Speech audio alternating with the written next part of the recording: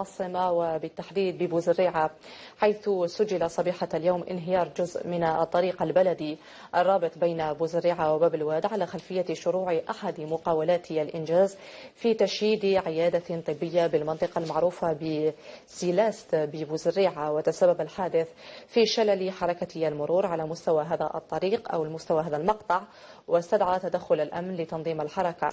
ولتفاصيل أكثر يلتحق بنا من هناك موفد تلفزيون النهار الزميل أحمد محمودي. أحمد محمودي، هل لك أن تضعنا في صورة ما حدث بالضبط؟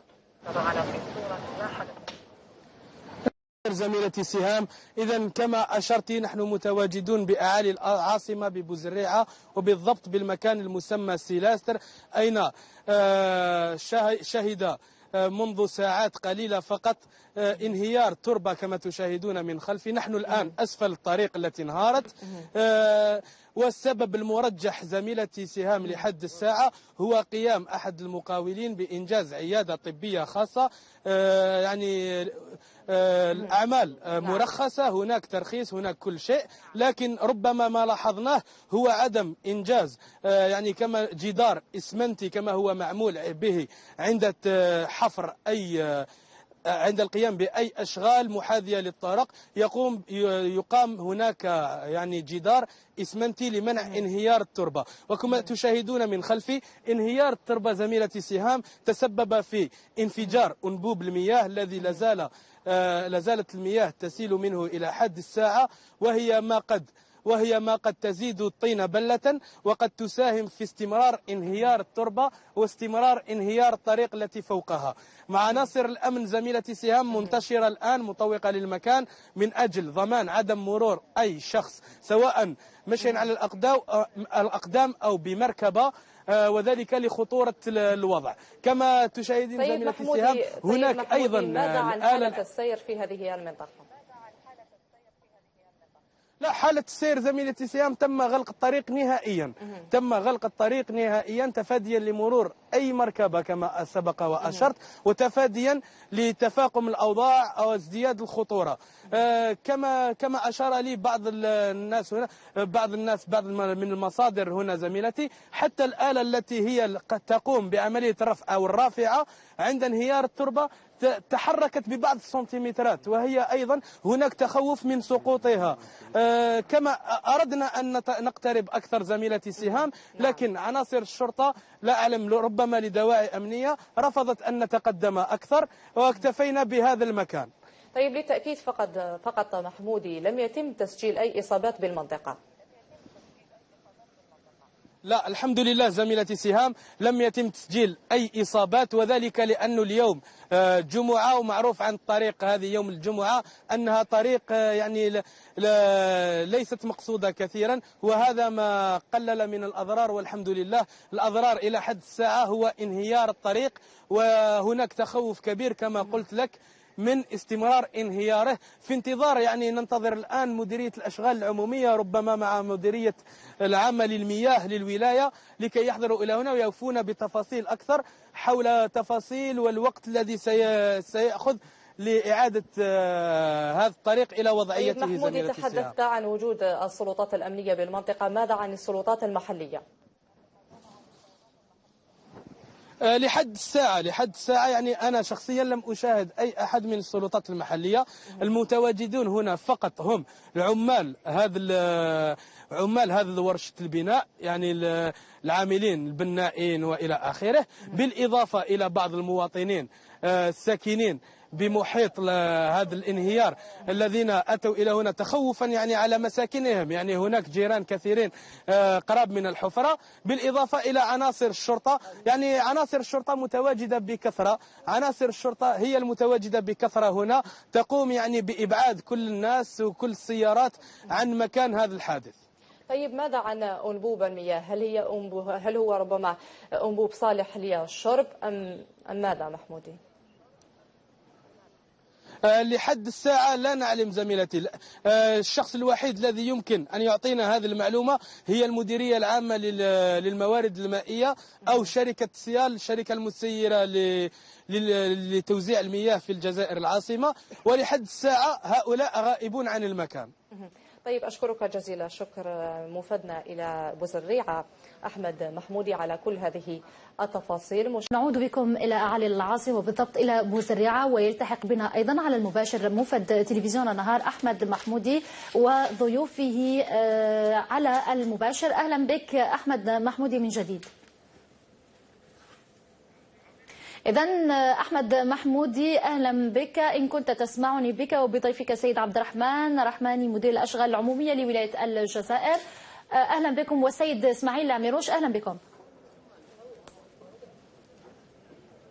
أهلا بك زميلتي. إذا كما أشرت يحضر معي الآن الضيفين السيد عبد الرحمن رحماني مدير الأشغال العمومية بولاية الجزائر، والسيد عميروش إسماعيل مدير الموارد المائية بولاية الجزائر. يعني هما المعنيين الأولين اللي راح يعطونا تفاصيل أدق وتفاصيل يعني رسمية اللي راح نفيدوكم بها ونفيدوا بها المواطن الجزائري، وخاصة سكان بوزريعة اللي راهم يتساءلوا عن الأشغال وعن ربما المياه اللي راح تنقطع على جزء منهم. راح نبداو أولا بالسيد عبد الرحمن رحماني مدير الأشغال العمومية اللي راح يتحدث لنا أولا عن السبب الحقيقي لوقوع هذا الانهيار أو انجراف التربة. إذا سيدي واش تقدر تقول لنا ما هي الأسباب الرسمية اللي شفتوها بعد ما شفتك يعني نزلت للميدان وشفتوا يعني ما هي الأسباب الحقيقية لهذا الانهيار؟ شكرا. الاسباب الحقيقيه هي نظرا لانهيار حائط السند، يعني لي مولتيتالمون اللي داروا المؤسسه الانجاز المستثمر هذا دار سند حائط سند ديبيو، يعني سندات تحت الارض، كان انهارت هذه يعني الحائط هذا انهار بعيد بمسافه عن الطريق، كان جر معاه لي رومبل اللي كانوا فوقه بما فيهم جزء من الطريق، كذلك جر معاه قناه رئيسيه، قناه صرف المياه اللي تكسرت كذلك هي جراء هذا الانهيار اللي راكم شفتوا تدفق تاع الماء تاعها اللي درك يعطيك اكثر تفاصيل مدير الموارد المائيه. هذا الانهيار على مسافه يعني الحائط سند على مسافه 20 متر تحت الارض، ومع تقدم التحقيق يبان يعني واش الاسباب الفعليه التقنيه لهذا الانهيار. اما يعني الطريق الان فهي مقطوعه، ونطلب يعني من المواطنين هنا في بوزريعه تجنب هذا النقطة واخذ يعني الطرق الاخرى بوفريزي ولا ليزوتر اكس باراليل لتجنب هذه النقطة. تتخذ مؤسسة الانجاز المستثمر هذا كل الترتيبات اللازمة اللي ملزمة عليه لإعادة الحائط إلى حالته الأصلية. نعم، يعني لما نتحدثوا على الدعائم اللي تقوم بها المؤسسة باش تتفادى مثل هذا الانهيار، ولما نشوفوا أنه الدعائم هذيك انهارت وما احتملتش، هل ما نقدروش نطرحوا التساؤل هل هذه الدعائم ربما وضعت بالمقاييس اللازمة؟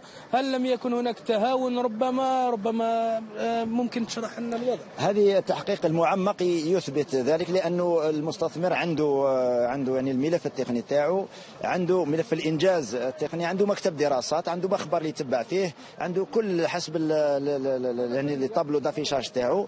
منها سوف نرى بعد ذلك وشنو هي الأسباب الحقيقية التقنية اللي خلت هذا الانهيار في المؤسسة تاعو.